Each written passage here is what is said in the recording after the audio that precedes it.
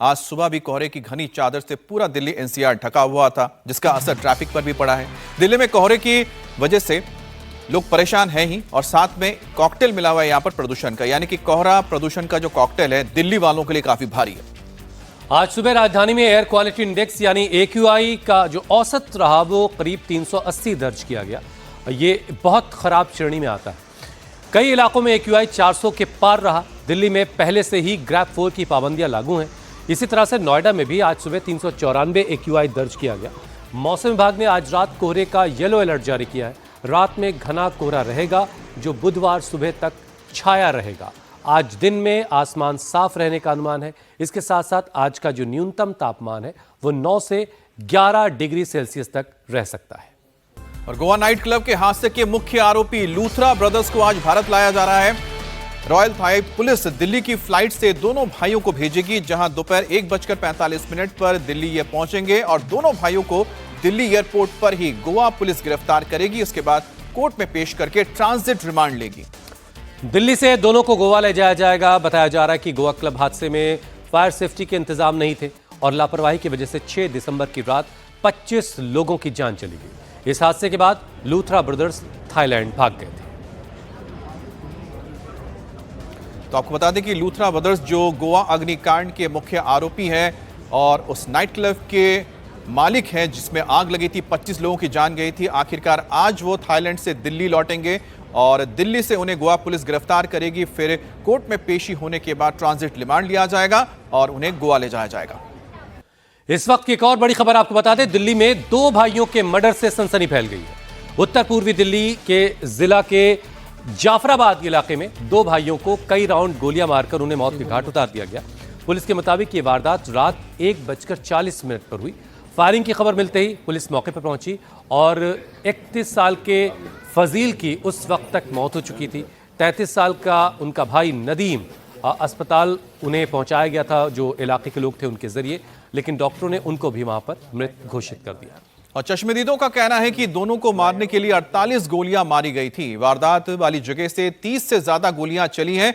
मृतकों के भाई वसीम का तो कहना है कि उनकी सगी बुआ के लड़कों के साथ कहासुनी हुई थी और उनमें से एक ने इनको गोली मारी है। हालांकि आरोपियों की गिरफ्तारी के बाद ही यह खुलासा होगा कि किस वजह से, किस मोटिव से इन दोनों भाइयों को मौत के घाट उतारा गया। मेरे छोटे भाई हैं। हमारी दोपहर हमारी एक फुप्पो का लड़का असद, बाप का नाम बाबुद्दीन, उसने मेरे को फोन किया था कि अपने भाइयों को समझा लो, मेरे से तेज चल रहे हैं, मैं इन्हें मार दूंगा। हम उसके घर पहुंचे थे, वहां कंप्रोमाइज हुआ। उसकी अम्मी, उसके दोनों भाई, उसके बाप, ये तीनों भाई वहां थे और वहां उन्होंने कहा ठीक है जी, कोई बात नहीं, कोई दिक्कत वाली बात नहीं है, जो भी मसला है सोल्ड आउट हो गया। लेकिन उसने हमें तभी कहा था कि किसी को रिकॉर्डिंग उसने भेजी थी, रिकॉर्डिंग कर रहा था, वो हमारे फोन पे बात की, जो भी बात वहां हुई है उसके फोन में रिकॉर्डिंग है वो सारी, और किसको भेजी उसने, इनके पीछे कौन है, ये इसके बारे में मुझे कुछ नहीं पता। अभी जो मारने में था असद का पूरा हाथ था, असद ही था यहाँ पे मौके पे।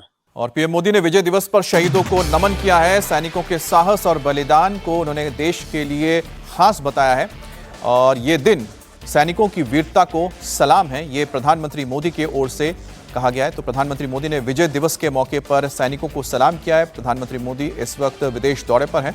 जॉर्डन की यात्रा के बाद प्रधानमंत्री मोदी को ओमान और इथियोपिया भी जाना है, लेकिन इस बीच उन्होंने आज विजय दिवस के मौके पर तमाम देश के शहीदों को, जिन्होंने 1971 की जंग में पाकिस्तान को धूल चटाई थी और बांग्लादेश को आज़ाद करवाया था, उन सभी सैनिकों के बलिदान को नमन किया है।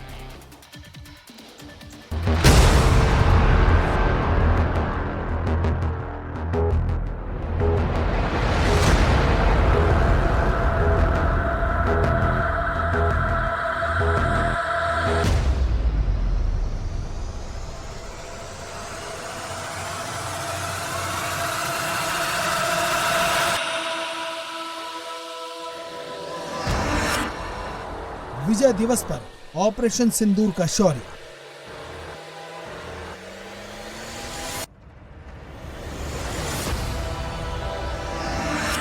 तुर्की का ड्रोन, पाकिस्तान की साजिश, सब फेल।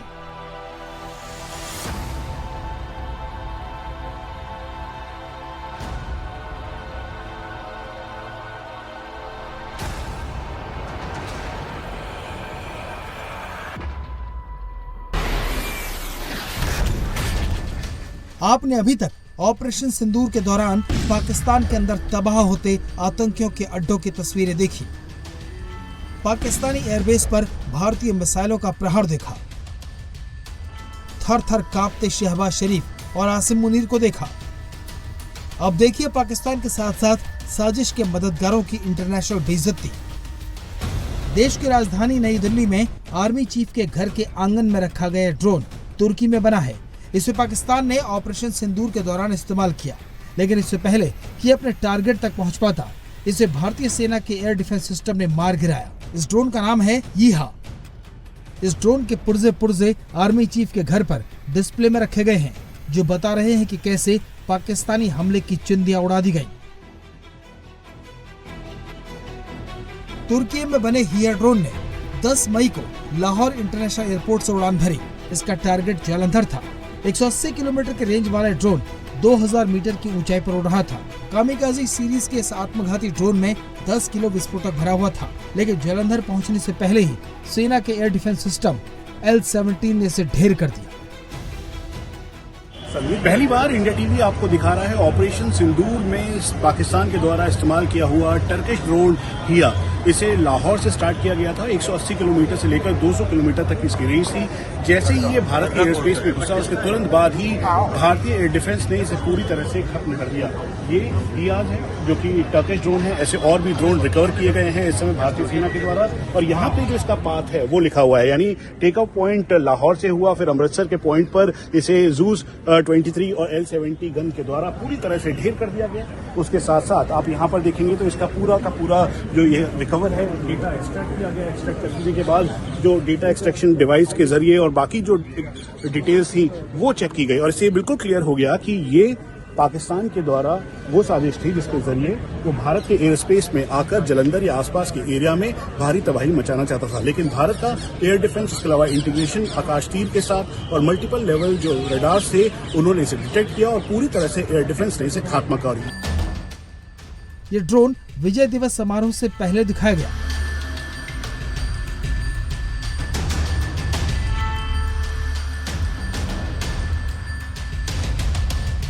विजय दिवस गवाह है पाकिस्तान के 93,000 सैनिकों के सरेंडर का। 1971 में पाकिस्तान के 2 टुकड़े हुए, बांग्लादेश आजाद हुआ और 93,000 पाकिस्तानी सैनिकों को बंदी बना लिया गया।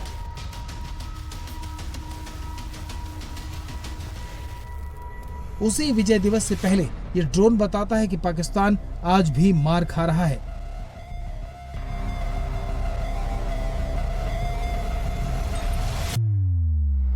तुर्की में बना एक कामिकाजी ड्रोन 10 किलो विस्फोटक ले जा सकता है, जो टकराते ही धमाका करता है। इस ड्रोन के पंखों का फैलाव लगभग 2 मीटर होता है और इसमें 170 सीसी का 2 स्ट्रोक इंजन लगा हुआ है। इसे रनवे या कैटापुल्ट से लॉन्च किया जा सकता है। ये कई घंटों तक हवा में मंडराकर अपने टारगेट पर निशान लगा सकता है, लेकिन भारतीय सेना के प्रहार कोई झेल नहीं पाया और आज पाकिस्तान और तुर्की दोनों की नाक कटा रहा है। Drone took off from Lahore Air Base and it was heading towards one of the army installations in Punjab sector. We have, while decoding, we have found out the takeoff point, that is from where it has launched, the flight path which was pre-fed, the destination where it was heading to, and the various payload data which includes cameras, IR sensors, radar sensors. With all this data, the tool analyzes and gives out complete mission details of the drone, which enables the user in finding out various tactical and strategic decisions and the intent of the mission, what the enemy was planning. Pakistan का बर्बाद हो चुका drone आपने देखा। अब देखिए भारतीय सेना के वो ड्रोन जिन्होंने ऑपरेशन सिंदूर के दौरान पाकिस्तान को नाकों चने चबवा दिए। 7 मई की रात से शुरू हुआ भारतीय सेना का ऑपरेशन 10 मई की शाम तक चला। उस दौरान भारतीय ड्रोन्स ने पाकिस्तान के रेडार्स जाम कर दिए, उनके ठिकाने तबाह कर दिए। ये भारतीय सेना के वो औजार हैं जो दुश्मन को बेहद करीब से जाकर मार सकते हैं। ये हमारी मॉडर्न टेक्नोलॉजी का महज नमूना भर है। ये जांच कर सकता है, सुराग लगा सकता है और जरूरत पड़े तो दुश्मन को नेस्त नाबूद भी कर सकता है। ये कोई मशीन गन नहीं है, ये मॉडर्न फायर फाइटिंग सिस्टम है। अग्निकांड कहीं भी हो, ये सिस्टम फौरन काम आता है। यह फायरमैन को रिप्लेस करता है। जहां तेज आग, एक्सप्लोजन, कोलैप्स का चांस रहता है, फायरमैन की जान को खतरा रहता है, वहां पे ये फायरमैन दूर से एक सेफ जोन से इसको ऑपरेट करता है या आग के पास जाके आग बुझाता है।